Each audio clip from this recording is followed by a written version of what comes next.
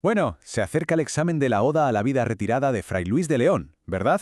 A ver, un poema del siglo XVI puede parecer un poco complicado, pero tranquilidad, vamos a desarmarlo pieza por pieza para que se llegue al examen con una seguridad total.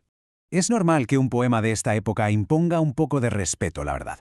Pero la idea de todo esto es que, al terminar, se tenga un método súper claro para, vamos, clavar cualquier comentario de texto que pongan. El plan es convertir esa incertidumbre en una notaza.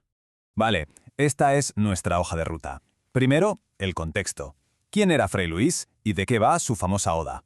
Después, nos metemos con las ideas clave y ese toque renacentista que, ojo, da puntos extra. Luego, lo más importante, un método paso a paso que vamos a aplicar en directo. Y para rematar, la estrategia definitiva para el examen. ¿Suena bien? Pues vamos al lío. Muy bien, pues entramos en materia. A ver, antes de analizar ni un solo verso, es fundamental poner los cimientos. Y esos cimientos son siempre, siempre el autor y su mundo. Entender el porqué de todo es la verdadera clave para un comentario que brille. Ojo a este dato porque es clave para entender a Fray Luis de León. Pasó casi 5 años en la cárcel de la Inquisición. Esto no es una simple anécdota, ¿eh? Es el motor de su poesía. Toda esa experiencia, que tuvo que ser súper traumática, se transforma en un anhelo casi desesperado por la paz, por el retiro espiritual, y esto lo vamos a ver en cada verso. Y ahí, justo ahí, está la esencia de la Oda a la vida retirada. Es como una declaración de principios, un rechazo total a la vida pública. Pero, ¿rechazo a qué? Exactamente. Pues a la ambición, a las apariencias, a toda la ansiedad de la ciudad. Lo que Fray Luis nos presenta es una alternativa radical. Oye, volvamos a lo sencillo, volvamos a la naturaleza. Vale, ahora vamos a meternos con el ADN del poema. Si se controlan bien las ideas que vienen ahora, se va a poder identificar el núcleo de cualquier estrofa que caiga. Pensemos en esto como si fueran las llaves maestras para abrir cualquier puerta del texto.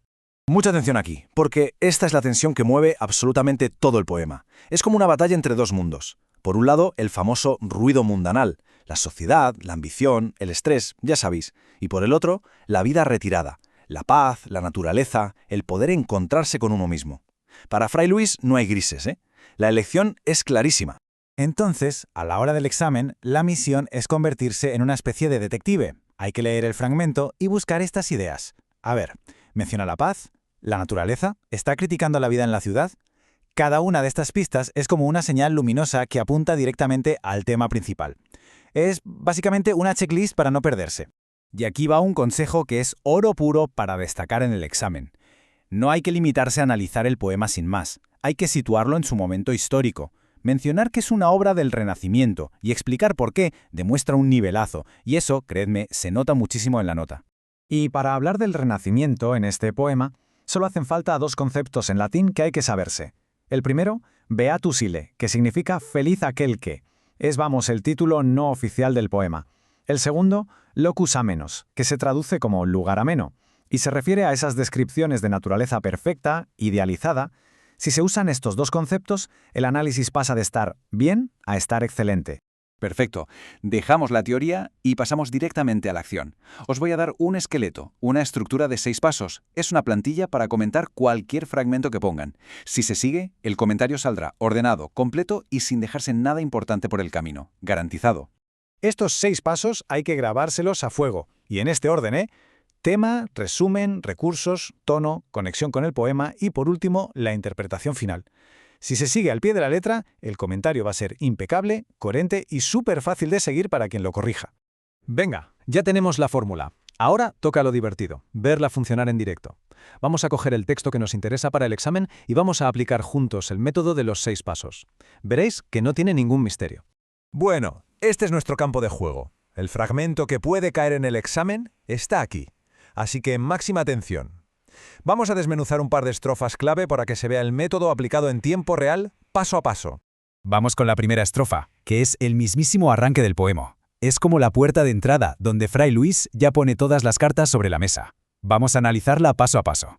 Venga, aplicamos la plantilla. Paso 1, el tema. Aquí está clarísimo, beatus ille. Paso 2, el resumen. Pues el poeta está alabando la vida tranquila de quien escapa de la sociedad. Fácil. Paso 3, recursos. Fijaos en el ritmo, como la idea «qué descansada vida» no termina en el primer verso, sino que fluye, continúa en el segundo. Eso se llama encabalgamiento, y su efecto es crear una sensación de calma, de serenidad. Y por último, la interpretación. Esta estrofa es la tesis de todo el poema, su idea central. Como veis, el método funciona a la perfección.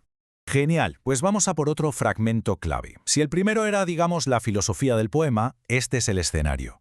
Aquí el foco cambia por completo y se va hacia la naturaleza. Escuchad con atención.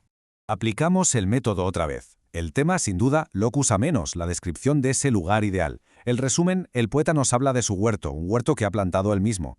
Recursos, y ojo aquí al hipérbaton. Dice, por mi mano plantado tengo un huerto, ha descolocado la frase. Ha cambiado el orden lógico para que suene más poético, más bonito. Y la interpretación, ese huerto es mucho más que un huerto, claro. Es la metáfora de su mundo ideal, un paraíso personal, autosuficiente y, sobre todo, en paz. Vale, y aquí tenéis una pequeña caja de herramientas de los recursos literarios más comunes en esta oda. No hace falta volverse loco y encontrarlos todos, ¿eh? La clave es localizar uno o dos, como el hipérbaton que acabamos de ver. Y, esto es lo más importante, explicar qué efecto crean. O sea, preguntarse, ¿para qué lo usa el poeta aquí? Esa es la pregunta que marca la diferencia en la nota. Bueno, pues estamos ya en la recta final. Ya tenemos la teoría, ya hemos hecho la práctica. Ahora vamos a condensarlo todo en la estrategia definitiva, el plan de ataque para que el día del examen se vaya por la máxima nota posible. El secreto para una nota excelente es este. No hay que describir, hay que interpretar. No es decir, aquí hay naturaleza, es explicar por qué esa naturaleza es importante para el poeta. Y la regla de oro, la que nunca falla. Cada afirmación que se haga hay que apoyarla con una cita del texto. Digo esto porque en el verso tal dice cuál. Eso es, bueno, es que es incontestable. Y para ese momento, justo en el examen, si los nervios atacan, tranquilidad. Aquí va una chuleta mental. 4 pasos para no quedarse en blanco. 1. Identificar la gran idea. ¿Es beatus ile o es locus amoenos? 2. Resumirlo. ¿Qué dice esto en palabras sencillas? 3. Buscar un recurso que se vea a la legua. Y 4. Conectar todo con la idea principal, esa lucha de la paz contra el caos. Con esto, la columna vertebral del comentario está asegurada. Y terminamos con una reflexión. Han pasado casi 5 siglos, pero la pregunta de Fray Luis sigue totalmente en el aire. Esa necesidad de escapar del ruido, de buscar un refugio de paz, es algo que nos suena muy actual. Él encontró su respuesta en la naturaleza y en la sabiduría. La pregunta que queda flotando es, ¿dónde la encontramos nosotros hoy en día? Os dejo con esa idea. Y muchísimo éxito en el examen.